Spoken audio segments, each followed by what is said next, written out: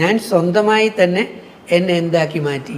ബൈബിളിൽ യേശുദേവൻ പറഞ്ഞതുപോലെ ഷണ്ടനാക്കി മാറ്റി. അല്ലെങ്കിൽ സുമേഷിനോട് ബെറ്റ് വെച്ച് പറയാൻ പറ്റും, ഏതൊരു അശ്ലീല വീഡിയോ അല്ലെങ്കിൽ നമ്മളിപ്പം പറയുമല്ലോ ബ്ലൂ ഫിലിം എന്ന് പറയുന്ന രീതിയിലുള്ള ഇംഗ്ലീഷ് ആയാലും മലയാളം ആയാലും ഏതായാലും സുമേഷ് വേണമെങ്കിൽ ഒരു ടി വിയിലിട്ടോ വീഡിയോ കാണാം. വീഡിയോ കാണുന്നവരെ ഞാനും അത് കണ്ടുകൊണ്ട് തന്നെ ഇരിക്കും.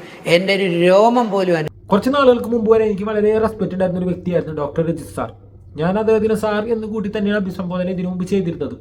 അദ്ദേഹത്തിനെ കുറിച്ചുള്ള വീഡിയോസ് ചെയ്തിരുന്നപ്പോഴും ഞാൻ ഈ പറഞ്ഞ സാർ എന്ന അഭിസംബോധനയോടുകൂടി തന്നെയാണ് ചെയ്തിരിക്കുന്നത്. കാരണം എന്ന് വെച്ചാൽ നല്ല അറിവുള്ളൊരു വ്യക്തി, എന്തൊക്കെയോ എഴുതിയിട്ടുള്ളൊരു വ്യക്തി, അതേപോലെ തന്നെ അദ്ദേഹത്തിൻ്റെ ചില മീഡിയയിലുള്ള സംവാദം ആവട്ടെ, ചില മീഡിയകളിൽ അദ്ദേഹം വന്ന് ഇരിക്കുന്ന ചർച്ചകളിൽ ഇരിക്കുന്നതാവട്ടെ, ഇതൊക്കെ കാണുമ്പോൾ നല്ല അറിവുള്ളൊരു വ്യക്തിയുടെ സംസാരമായിട്ട് തോന്നിയിട്ടുള്ളതുകൊണ്ടും നല്ലൊരു അറിവുള്ളൊരു വ്യക്തി എന്ന നിലയിൽ എനിക്ക് വളരെ റെസ്പെക്റ്റ് ഉണ്ടായിരുന്ന ഒരു വ്യക്തിയായിരുന്നു. പക്ഷേ ബിഗ് ബോസിൽ നിന്ന് ഇറങ്ങിയതിന് ശേഷം വളരെ അടപ്പതിച്ച ഒരു വ്യക്തിയായിട്ടാണ് എനിക്ക് തോന്നിയിരിക്കുന്നത്. ചില സമയത്ത് വായന ഓട്ടോമാറ്റിക്കലി വരും മയില് എന്ന്.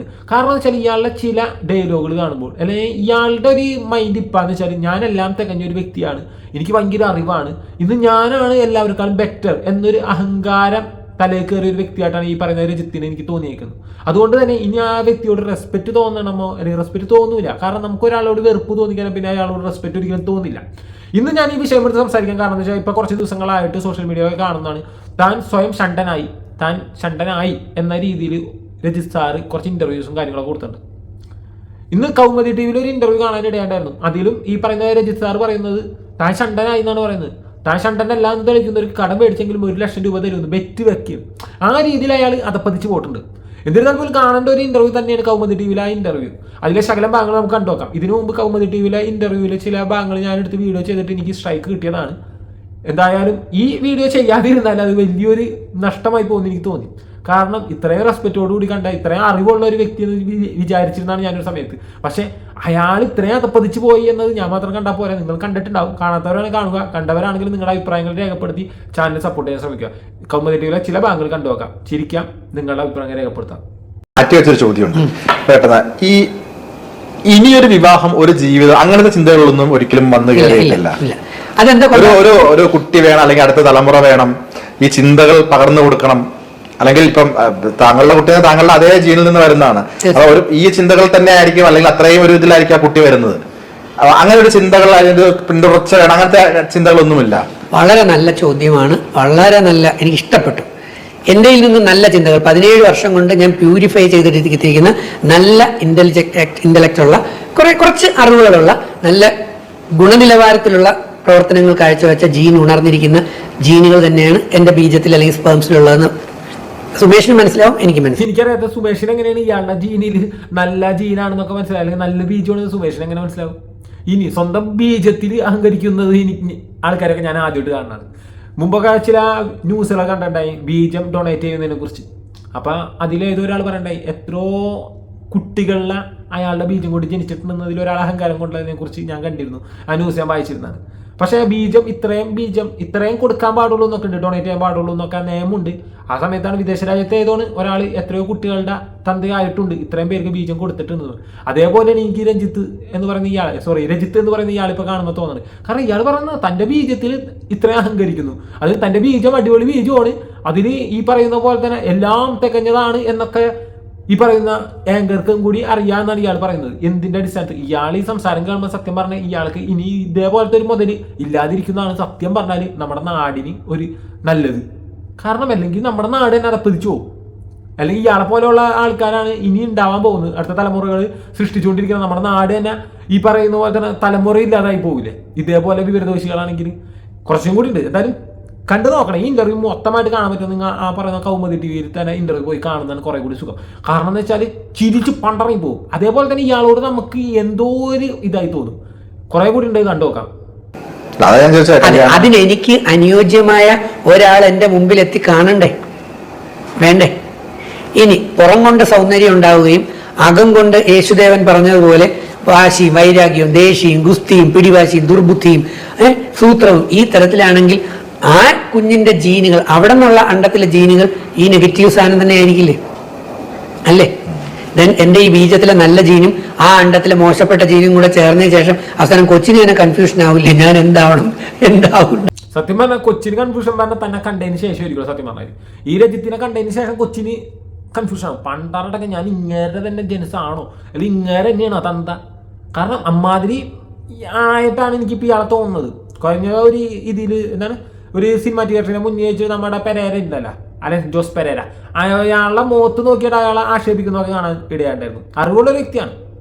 ഒരു അറിവുള്ളൊരു വ്യക്തി എങ്ങനെയാണ് ഒരാളോട് പെരുമാറേണ്ടത്, എങ്ങനെയാണ് ഒരാൾ അഭിസംബോധന ചെയ്യേണ്ടത് എന്ന് പോലും അറിയാത്ത രീതിയിൽ, അല്ലെങ്കിൽ അഹങ്കാരം തലക്ക് കയറിയിട്ട് ആ രീതിയിലായി മാറിയ ഒരു വ്യക്തിയാണ് ഇപ്പോൾ ഈ പറയുന്ന ഡോക്ടർ രജിത്ത് എന്ന് പറയുന്ന വ്യക്തി. അയാളാണ് പറയുന്നത് എൻ്റെ ബീജം ഈ പറയുന്ന വളരെ ക്വാളിറ്റിയും കാര്യങ്ങളൊക്കെ ഉള്ളതാണ്. ഞാനൊരു വിവാഹം കഴിച്ചിട്ട് ആ എൻ്റെ ലൈഫിലേക്ക് കടന്നു വരുന്ന പെണ്ണിൻ്റെ അണ്ടം അതിനനുസരിച്ച് ബെറ്റർ ആണോ എന്ന് എനിക്കറിയില്ലല്ലോ എന്ന്. ഇയാൾ എന്തും കുറച്ചുകൂടി കേൾക്കാം. എസ്കേപ്പിസം അല്ല, അത് സയൻസ് ആണ്.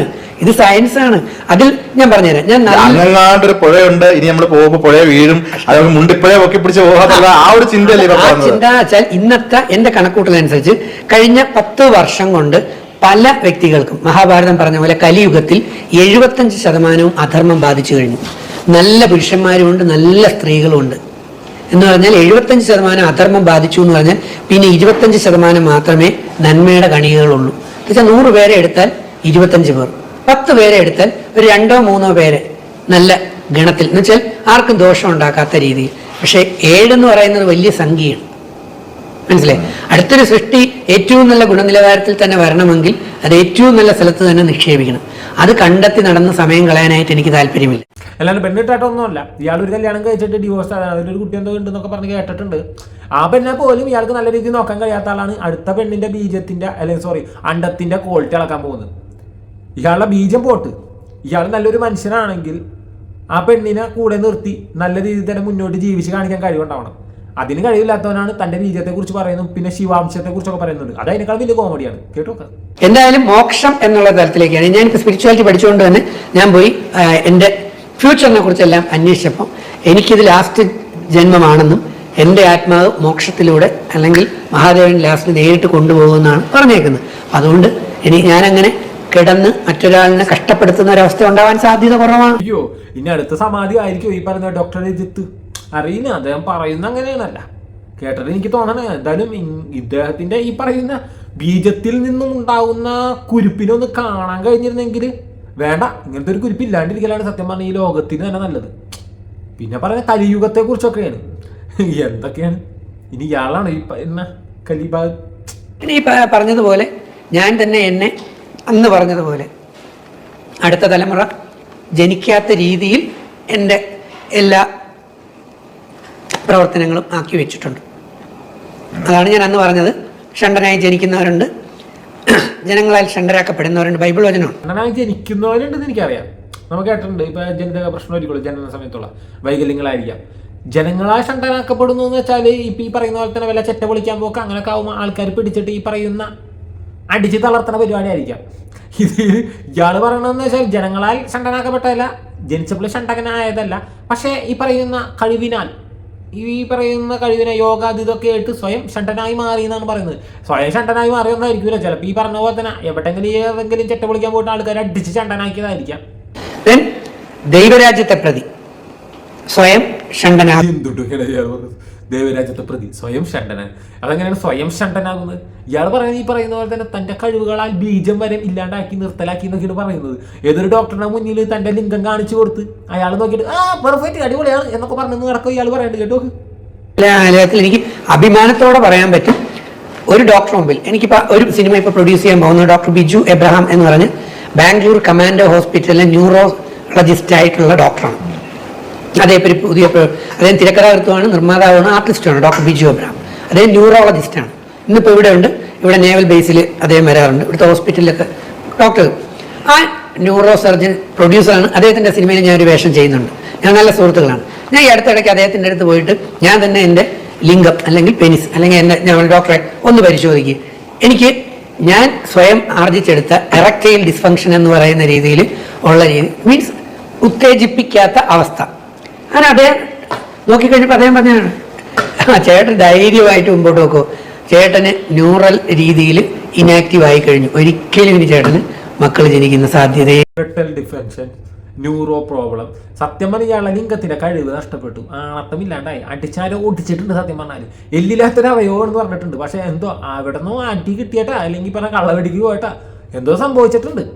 അതുകൊണ്ട് അതിന്റെ എനക്കും ഇല്ലാണ്ടായി കഴിഞ്ഞപ്പോ ആൾക്കാർ ചോദിക്കേണ്ട കല്യാണം കഴിക്കുന്നില്ല, കല്യാണം കഴിച്ചുകൂടിയെന്ന്. പക്ഷെ പറയാൻ പറ്റൂലല്ല, എൻ്റെ ഇത് ഇങ്ങനെ ഇല്ലാണ്ടായി. അപ്പം അതിനെ വേറെ രീതി, ഇപ്പം ഈ പറഞ്ഞ പോലെ തന്നെ നെയ്യാറ്റിൻകരയിലല്ലേ ഗോപസ്വാമി ഉണ്ടായ സമാധി, അതിന്റെ കേസ് എന്തായെന്ന് ഇപ്പോഴും അറിയില്ല.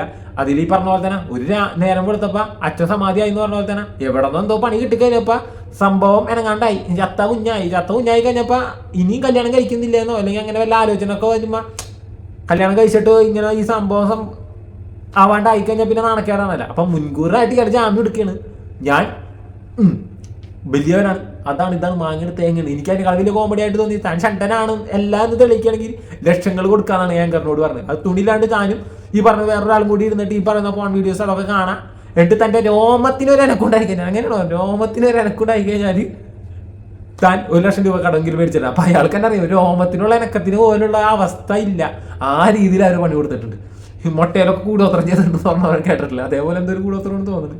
രജിത് കുമാറിന് ഹ്യൂമൻ ഇമോഷൻസ് വരില്ല എന്നാണ്, അല്ലെങ്കിൽ ഹ്യൂമൻ ഇമോഷൻസിനെ ഞാൻ മാക്സിമം വളരെയധികം നിയന്ത്രണ വിധേയമാക്കി വെച്ചേക്കാണ്.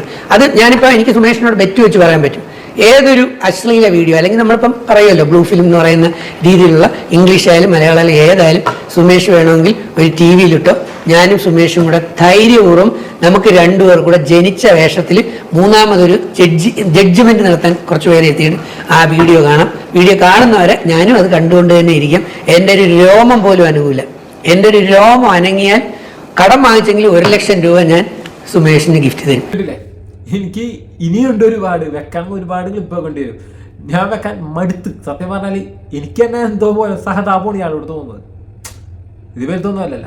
അക്ഷരം തെറ്റാണ്ട് വിളിക്കാൻ ഒരുപാട് പേരുകൾ എൻ്റെ മനസ്സിൽ ഇതിനു മുമ്പ് ഇയാളെ പല ഇന്റർവ്യൂസ് ഈ പറഞ്ഞ ബിഗ് ബോസിന് ശേഷമുള്ള ഇന്റർവ്യൂസ് കണ്ടിട്ട് തോന്നിയിട്ടുണ്ടെങ്കിലും ഞാൻ വിളിക്കുന്നില്ല. കാരണം ഒരു സമയത്ത് നമ്മ റെസ്പെക്ട് കൊടുത്തിരുന്ന ഒരു വ്യക്തിയാണ്. ഇപ്പോഴും സംസാരിക്കുന്ന സമയത്ത് ഡോക്ടർ രജിത്ത് എന്ന് പറഞ്ഞ ഓട്ടോമാറ്റിക്കലി സാർ എന്നൊരു വിളിയും കൂടി മനസ്സിൽ വരുന്നതുകൊണ്ട് തന്നെ ഇതിൽ കൂടുതൽ ആളൊക്കെ ഇതിന് സംസാരിക്കാൻ തോന്നുന്നില്ല.